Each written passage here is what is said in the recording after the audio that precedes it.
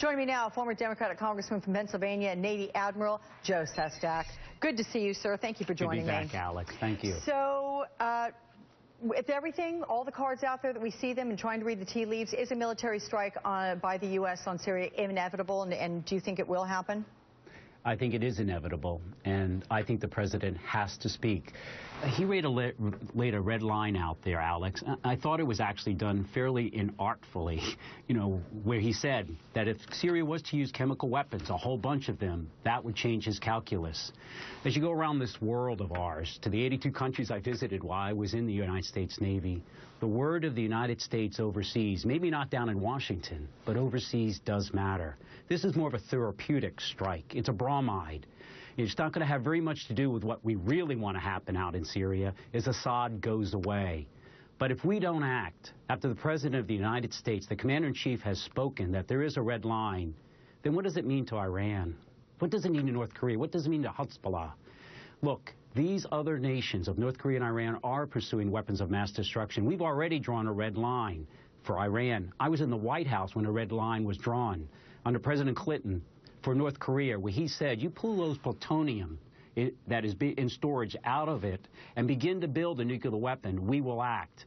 They started to.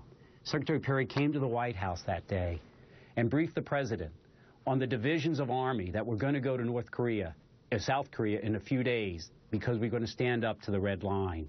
That's how the world looks at us. And so I think this is inevitable, but I'll be quite frank, it isn't going to have any effect, I think, at all on Assad and regime change. Well, what you've just said then, is this a face-saving measure?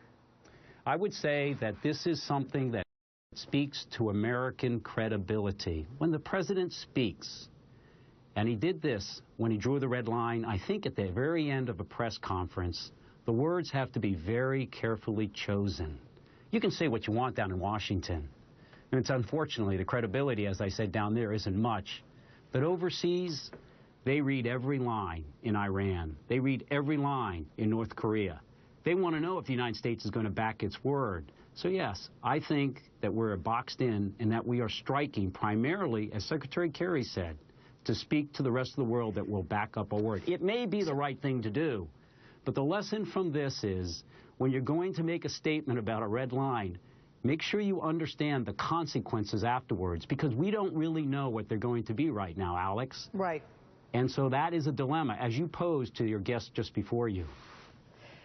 What will these Tomahawk missile strikes actually accomplish? Can they wipe out chemical weapons? Do we have the capacity to do that? I mean, strategically speaking, this approach, granted no boots on the ground, and we know that Americans do not have an appetite for that at all, how effective would they be? These Tomahawks are very effective, but we're not going to use them against where they store chemical weapons, because we'll actually blow up the chemicals into the air and actually be causing a lot of collateral damage if we were to do that.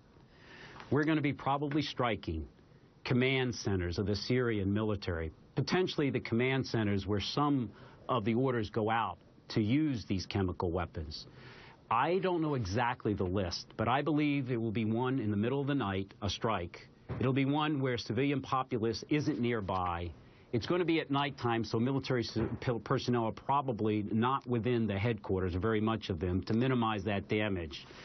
This may have some impact upon command and control, but again, it is not going to have an impact upon Assad. He is so dug in for his own survival. For 2.5 years, he has been there fighting for survival, so this is not going to have a change upon what he is going to do. At least I don't believe. And there are many who voice concern that it'll only exacerbate the situation there. Do you think that post a strike, I mean, are we capable of wiping out every delivery method that he has for these chemical weapons, or do you think that with what he would have remaining, he could potentially launch further strikes against his own people?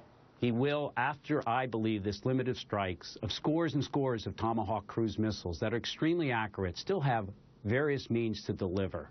Because in order to take out all his delivery vehicles, you would have to have a strike of such size and depth that it would take weeks to do so. And in order to do something like that, it would also take manned aircraft, because there are very sophisticated, for a Middle East country, air defense radar systems that you would have to take down. Then you would have to take down his air force. Look, Assad's father commanded that air force. That has always been the strongest element of the Assad regime, and that is why they have such power over the rebels thus far. Yeah. And so if you really want to have an impact upon this war, that's what we have to do, and we should not. Look, we do not want to have any boots in the ground, and that's why this has to be a limited strike. But this is a strike to show the United States will keep its word. We have, in a sense, backed ourselves into this. I'm not saying that the president was wrong to say the use of chemical weapons would mean we would act, but I'm not sure that they thought through all the consequences and the true objective of this strike months ago when it was said. Well, we thank you very much for the very sage discussion. I appreciate it, as always, Representative Joe Sestak. Thank you.